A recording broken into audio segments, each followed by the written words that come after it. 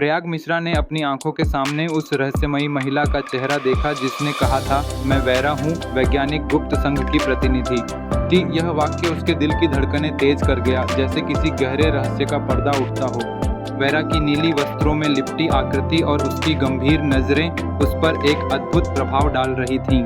तुम चुने गए होते, उसने कहा। क्या उसके जीवन में कुछ नया और अनोखा होने वाला था? प्रयाग के मन में कई सवाल उठने लगे। मैं क्यों? यह उसने असमंजस में पूछा। वैरा ने हंसते हुए कहा, तुम्हारे पेंडेंट की वजह से नहीं, तुम्हारे सवालों की वजह से। कि उसने अपनी बात को स्पष्ट करने के लिए प्रयाग को एक दीवार के पास ले जाकर वीडियो रिकॉर्डिंग्स दिखाईं। प्रत्येक वीडियो ने उसकी पुरानी क्लासेस के क्षणों को जीवित किया, जहां उसने अपने छात्रों को सच्चाई का मार्ग दिखाया था। यह पल उसे अपनी पहचान की एक नई दिशा में ले जा रहा था। वैरा ने प्रयाग के सामने अपना मिशन रखा, एक ऐसा समूह जो विज्ञान को अंधविश्वास से मुक्त करना चाहता था। तुम्हें हमारी ज़रूरत है, उसने कहा। इससे पहले कि वह पूरी बात समझ पाता, वैरा ने कहा, तुम्हारे पास केवल 24 घंटे हैं। कि उसके कहने के साथ ही वह अचानक गायब हो गई और प्रयाग खुद को एक ऐसे मोड़ पर खड़ा हुआ पा रहा था जहां उसे एक निर्णय लेना था।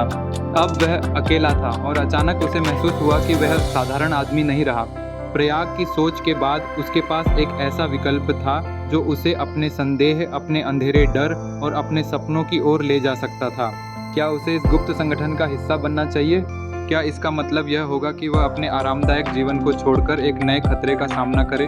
उसके दिल में एक खुद से लड़ाई चल रही थी। एक ओर एक सामान्य जीवन और दूसरी ओर एक नया रोमांच जो उसके सामने था।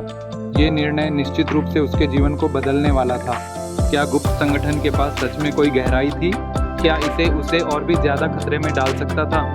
यह सब इसके अगले एपिसोड में खुलासा होने वाला था। इस बार प्रयाग को सिर्फ अपनी बुद्धि पर नहीं बल्कि अपने दिल की आवाज़ पर भी भरोसा करना होगा।